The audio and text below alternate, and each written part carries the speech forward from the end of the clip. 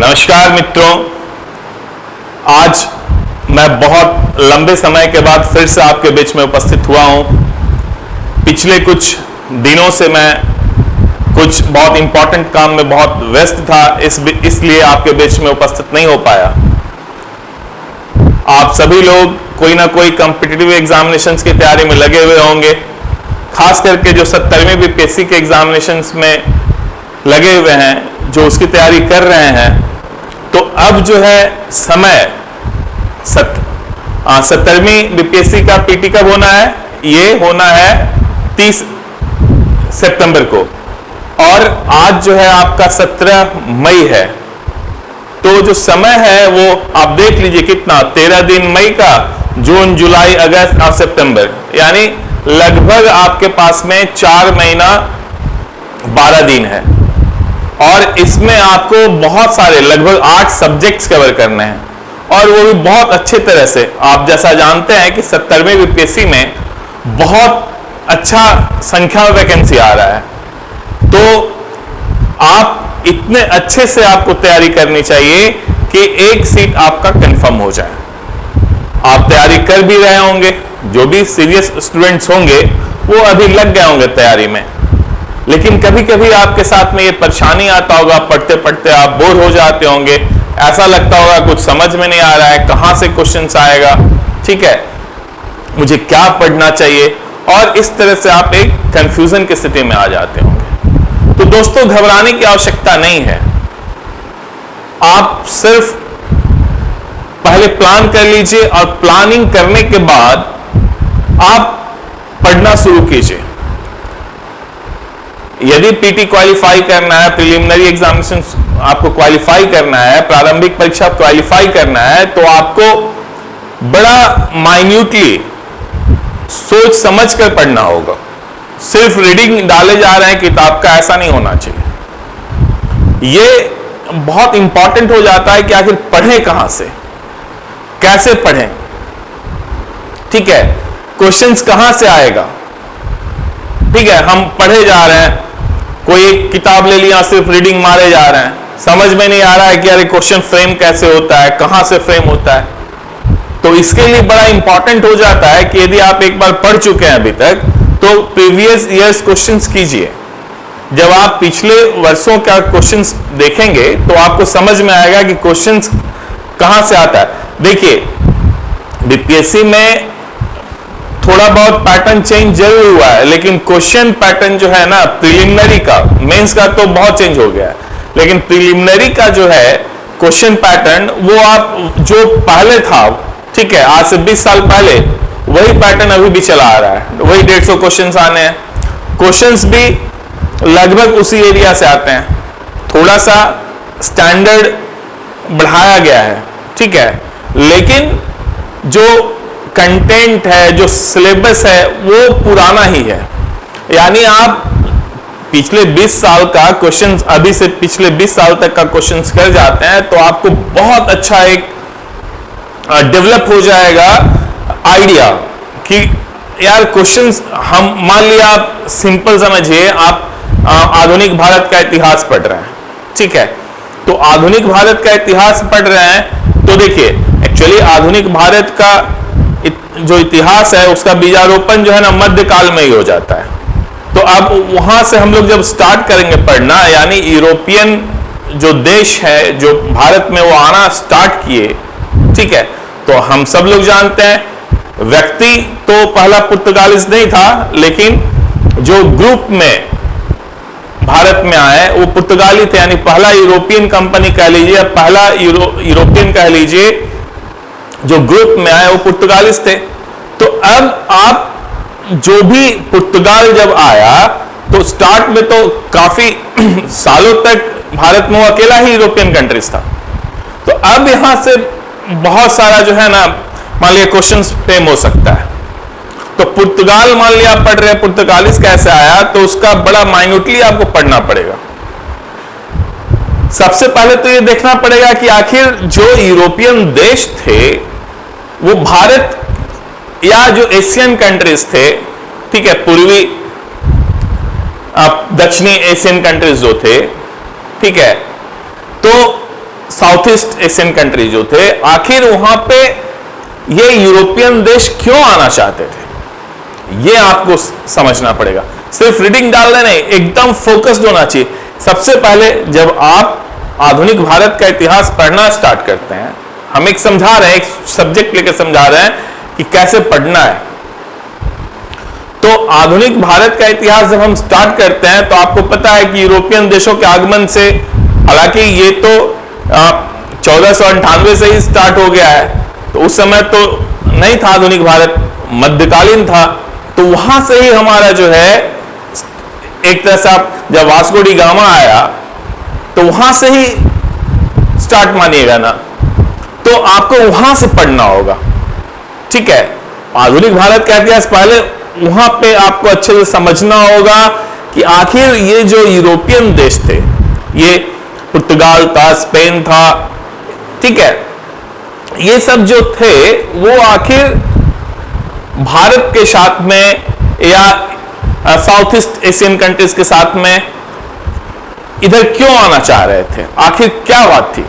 तो हम सभी लोग जानते हैं कि उस समय जो है यूरोप जो है वो डेवलप हो रहा था।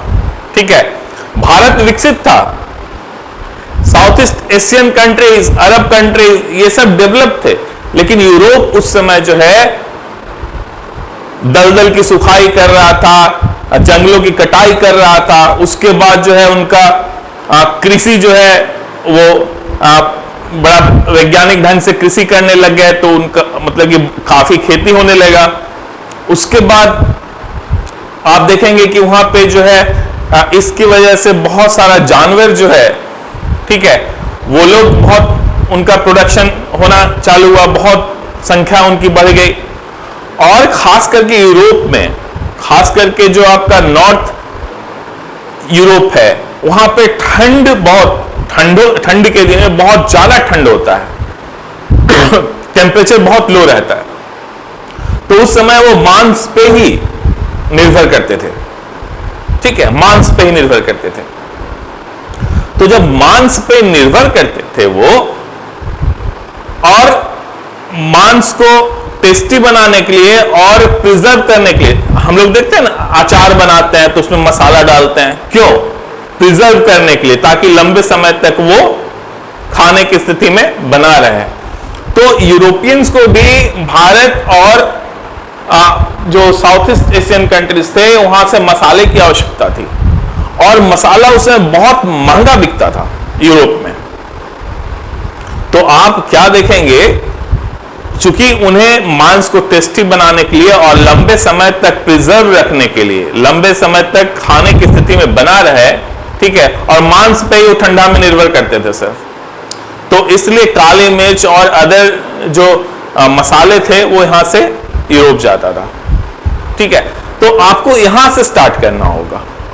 उसके बाद आपको पता है स्टार्ट में जो है भारत का जो है यूरोपियन कंट्री से, अरबियन कंट्री से, यूरोप में भी देखेंगे यूनान, रोम वगैरह से, आज से नहीं, प्राचीन काल से ही जो है व्यापारिक संबंध रहा है। तो लेकिन जब हम आधुनिक भारत पढ़ने आते हैं तो हम स्टार्ट कर रहे हैं पुर्तगाल से, लेकिन थोड़ा उसके पहले का जानना चाहिए। मान लिया आपके एग्जाम्स में क्वेश्चन आ जाता है कि किस मसाले की सबसे ज्यादा डिमांड थी, बड़ा सिंपल क्वेश्चन है, तो काली मिर्च। तो आपको वहां से पढ़ना होगा, ठीक है, और तब इंटरेस्ट भी जागेगा कि हाँ, एक कहानी की तरह इसको आधुनिक भारत के इतिहास को पढ़ा जाए। तो हम वहां से स्टार्ट कर रहे हैं। कहां से स्टार्ट कर रहे हैं? आप मध्यकालीन भारत का एक चैप्टर है उसमें चले जाइएगा, यूरोप से संबंधित, और वहां पे पढ़िएगा कैसे जो है स्टार्ट में लोग चर्च के, जो भी चर्च वहां का कह देता था उसको एकदम मानना पड़ता था। इसलिए बहुत सारे यूरोपियन कंट्रीज स्टार्ट में व्यापार नहीं कर पाए, क्योंकि जो वहां के चर्च था वो पहले पुर्तगाल और स्पेन को ही परमिट दिया। ठीक है, बाद में देखेंगे कि जब पुनर्जागरण स्टार्ट हुआ तो उस समय फिर और सारे जो दूसरे कंट्रीज थे, इंग्लैंड, फ्रांस, ये सब, ठीक है, डच, ये सभी लोग फिर उसमें इन्वॉल्व हो गए, ठीक है। तो पुनर्जागरण के बाद ये स्टार्ट हुआ। तो आपको इस तरह से पढ़ना पड़ेगा कि पुनर्जागरण क्या था, कैसे यूरोपियन कंट्रीज जो है पहले चर्च के पूरा एकदम चंगुल में रहता था, धीरे धीरे उससे बाहर निकला और एकदम उनका विज्ञान डेवलप होना स्टार्ट किया, हर एक चीज जो है वो फोकस करना स्टार्ट किया, और फिर वहां से वो डेवलप करना स्टार्ट किए। अब जब उनके पास में फैक्ट्री, उनके पास कारखाने थे, उनका प्रोडक्शन बढ़ रहा था, तो मार्केट भी चाहिए था। तब जो है वो एक तो ये डिपेंड करते थे बहुत सारे चीजों के लिए, जैसे काली मिर्च के लिए, शोरा के लिए, रेशम के लिए, सूती कपड़ों के लिए, और भी चीजों के लिए जो हम लोग पढ़ेंगे मॉडर्न इंडिया, तो उसमें हम यहां से स्टार्ट करेंगे, ठीक है। लेकिन हम आपको बता रहे हैं, तो वहां से आप पढ़ना स्टार्ट कीजिए। फिर आप जब आते हैं तो जैसे ही आप उसको क्रॉस कीजिएगा, सबसे पहले पुर्तगाली मिलेगा, तो अब उसका बहुत अच्छे से पढ़िए कि पहला पुर्तगाली कौन भारत में आया, दूसरा कौन आया, ठीक है। मान लिया वास्को डी गामा आया था, तो जिस नाव से आया था, ठीक है, उसका नाम क्या था, कब आया, कहां पे गया, कौन उसका स्वागत किया भारत में। इस तरह से पढ़ते हुए जो है ना आपको बढ़ना पड़ेगा। फिर जो है ना जब थोड़ा सा एरिया, जब उपनिवेश अपना थोड़ा सा जमा लिया यहाँ पे, तो फिर वायसराय को भेजा गया वहां से, तो पहला कौन था, दूसरा कौन था, तीसरा कौन था, ठीक है। रियल फाउंडर यानी जो रियली जो संस्थापक था पुर्तगाली साम्राज्य का भारत में, वो कौन था, ठीक है। तो आपको इस तरह से पढ़ना होगा। तो इस तरह से पढ़ने के लिए सिर्फ आप रीडिंग डालिएगा तो नहीं काम चलेगा। जब आप रीडिंग डाल रहे हैं, जब आप पढ़ रहे हैं, तो आपको पता होना चाहिए हाँ यहां से क्वेश्चन फ्रेम हो सकता है, तो उस चीज को आप नोट कर लीजिए या दिमाग में भी सोचिए 2-4 बार उसको, तो फिर वो आपके दिमाग में। और फिर क्या कीजिए, मान लिया आपने पुर्तगाल पढ़ा, तो उसके बाद जो है जो प्रीवियस ईयर्स क्वेश्चंस में जाएंगे। आजकल मार्केट में बहुत सारे बुक्स आए हुए हैं जो आपको chapter wise previous years questions, ठीक है, सॉल्व करके देते हैं, एक जगह इकट्ठा करके देते हैं। यानी हम लोग के समय में जब हम लोग तैयारी करते थे तो इस तरह से अलग अलग करके नहीं आता था, हम लोग को खुद अलग करना पड़ता था। लेकिन अभी के समय में जो है मार्केट में इतने बुक्स हैं कि वो चैप्टर वाइज जो है ना प्रीवियस ईयर्स क्वेश्चंस सेपरेट करके देते हैं। तो आप मान लिया जब यूरोपियन कंपनीज का आगमन पढ़ रहे हैं, तो आप उसको जो है एक बार देखिए कि कैसे क्वेश्चंस, प्रीवियस ईयर्स क्वेश्चंस में जाइए और देखिए कि कैसे क्वेश्चंस फ्रेम कर रहे हैं। तो इससे आपके दिमाग में एक बड़ा अच्छा आइडिया हो जाएगा कि हाँ इस तरह से क्वेश्चंस फ्रेम करता है, मुझे इस तरह से पढ़ना चाहिए। तो पढ़ना भी एक आर्ट है, ठीक है। आप सोचिएगा कोई भी घंटों पढ़ रहा है, कई बार आप देखेंगे, आप अपने दोस्तों में भी देखेंगे कि कोई आपका दोस्त बहुत पढ़ रहा है, बहुत पढ़ रहा है, और उनका नहीं हो पा रहा है, सिलेक्शन नहीं हो पा रहा है, नौकरी नहीं मिल पा रही है। वहीं देखिएगा कुछ लोग बहुत कम समय 6 घंटा 8 घंटा ऐसे पढ़ता है, और ठीक है देखिएगा कि वो सिलेक्शन उनका हो जाता है। तो आखिर डिफरेंस क्या है? तो डिफरेंस यही है कि पढ़ने का तरीका, आप कैसे पढ़ते हैं, समझ कर पढ़ते हैं या नहीं पढ़ते हैं, सिर्फ रीडिंग मारने से नहीं होगा, रट्टा मारने से नहीं होगा। आपको समझ कर पढ़ना होगा कि हाँ ये टॉपिक है, ये इंपॉर्टेंट टॉपिक है। यहां से हमेशा किसी भी सिलेबस का देखिएगा ना, कुछ हॉट एरिया होता है, ठीक है। तो यानी वहां से बहुत सारे क्वेश्चंस फ्रेम किए जाते हैं, तो उसको आइडेंटिफाई करना सीखिए, ठीक है। तो कैसे सीखिएगा? आपको प्रीवियस ईयर्स क्वेश्चंस देखने होंगे, ठीक है, तब आपको समझ में आएगा हाँ ऐसे क्वेश्चंस फ्रेम होता है। प्रीवियस ईयर्स क्वेश्चंस बहुत इंपॉर्टेंट है, ठीक है। तो आप पढ़िए और फिर प्रीवियस ईयर्स क्वेश्चंस कीजिए। उसी मान लिया हमने पढ़ा पुर्तगाल के बारे में, पहला हमने आज से पुर्तगाल के बारे में पढ़ा, आपका स्पीड तो धीरे धीरे बढ़ेगा। तो अच्छे से पढ़ा, उसके बाद उसका क्वेश्चन हमने सॉल्व किया। तो क्वेश्चन जब सॉल्व करेंगे तो मुझे समझ में आएगा, हो सकता है स्टार्ट में आपका कम क्वेश्चन सही हो, लेकिन आपको आइडिया तो मिलेगा, अरे मैं तो ये पढ़ा था लेकिन ऐसे नहीं पढ़ा था, इसलिए गलती हो गया। तो फिर आप जाएंगे, फिर से जाएंगे आप पढ़ने के लिए, तो आपके दिमाग में रहेगा कि हाँ ऐसे पढ़ना है। तो फिर जब आप उसको पढ़िएगा ना, तो बिल्कुल उसी तरह से आप पढ़ना शुरू कीजिएगा। तो स्टार्ट में 10 दिन 15 दिन लगेगा आपको डेवलप करने के लिए ये टेक्निक, लेकिन एक बार डेवलप हो गया तो आपका बहुत समय का भी बचत होगा, और जो आप पढ़ेंगे वो काफी फ्रूटफुल होगा। क्वेश्चंस आप जो पढ़ेंगे वहां से ही आएगा। तो सेम चीज, ठीक है।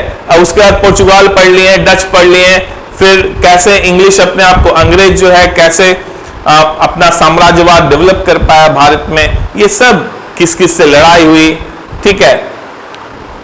तो इस तरह से आपको बढ़ना पड़ेगा, ठीक है। हम लोग देखेंगे, हम लोग पढ़ेंगे इस चीज को, मॉडर्न इंडिया को, तो उसमें हम फिर से बताएंगे, देखिए ऐसे हम लोग को पढ़ना है। लेकिन समय आपके पास में बहुत कम है मित्रों, सिर्फ 4 मंथ आपके पास में बचे हैं, और कोई भी कंपटीशन हो, ठीक है, कोई भी कंपटीशन हो, आपको जो है समझकर अच्छे से 4 मंथ भी यदि आप प्लान वे में पढ़ेंगे तो ऐसा नहीं है कम समय होगा, ठीक है। हालांकि आपके पास में जो नंबर ऑफ सब्जेक्ट्स हैं वो अच्छे 8 सब्जेक्ट्स आपको कवर करने हैं, तो इसलिए इसको देखिए और एकदम डिटरमाइंड हो जाइए कि अब सिर्फ मुझे पढ़ना है। आप जहां से भी पढ़ें, बुक से पढ़ें, आप में से बहुत लोग कोचिंग लगा ही लिए होंगे, कुछ लोग YouTube से भी पढ़ते होंगे। तो YouTube से भी जब आप पढ़ते हैं तो अच्छे जो हैं, ठीक है, जो अच्छा कंटेंट बताते हैं, जो अच्छे ढंग से पढ़ाते हैं, सिर्फ क्वेश्चंस आंसर वाला जो है उस पे मत जाइए, पहले पढ़िए। YouTube में भी जो पहले पढ़ा रहे हैं, ठीक है, पहले टॉपिक कवर कर रहे हैं तो उस पे ध्यान दीजिए, और फिर उन्हीं का देखिए जिनका आपको समझ में आता है, ठीक है, आप सेलेक्ट कर लीजिए। और फिर जो है, क्योंकि अब आपके पास समय नहीं है कि आप इधर उधर घूमते टहलते रहें कि इधर से कुछ किताब ले आए, उधर से कुछ किताब ले आए, अरे किसी ने कह दिया फलना YouTube देखो वो बढ़िया है, ऐसे नहीं। आप खुद जज कीजिए, आप खुद जो है ना डिटरमाइंड हो जाइए कि हाँ मुझे यहां से पढ़ना है, चाहे जो किताब हो, बुक हो, नोट्स हो, YouTube चैनल हो, कुछ भी हो, और फिर एक फोकस्ड वे में, प्लान्ड वे में आप जो है तैयारी स्टार्ट कीजिए। और मुझे लगता है कि आप अच्छे से पढ़ेंगे तो डेफिनेटली आपका सिलेक्शन होगा ही होगा। आपको कोई भी डाउट रहता है कुछ भी, तो आप डेफिनेटली हमसे कांटेक्ट कर सकते हैं। आप व्हाट्सएप पे भी मैसेज ड्रॉप कीजिएगा, हम आपको हेल्प कर पाएंगे। आजकल कुछ लोग मुझे फोन कर रहे हैं, खास करके इसलिए क्योंकि मेंस की तैयारी, जो कोचिंग में गए थे सर, वहां प्रीलिम्स के बारे में तो बताया गया, लेकिन मेंस अच्छे से नहीं बताया गया कि मेंस कैसे तैयारी करना है, मेंस का कैसे आंसर लिखना है, ठीक है। उस पे कुछ स्टूडेंट्स जो है कंफ्यूज थे, मैंने उनको बताया कि आप ऐसे पढ़िए, ठीक है। और अब तो आपको प्रीलिम्स पे ही फोकस करना होगा, ठीक है, लेकिन मेंस की जब आप तैयारी करेंगे तो आप आंसर लिखकर मेरे पास में भेजिएगा, तो हम आप करेक्ट करके सही सजेशन के साथ में कि इस तरह से लिखना है, मैं आपको रिस्पॉन्ड किया करूंगा। बस आज यही हम लोग रुकते हैं। अगले वीडियो में मॉडर्न इंडिया का जो पहला चैप्टर है वहां से हम लोग स्टार्ट करेंगे, उसके साथ हम लोग नेक्स्ट वीडियो में मिलते हैं। बहुत बहुत धन्यवाद।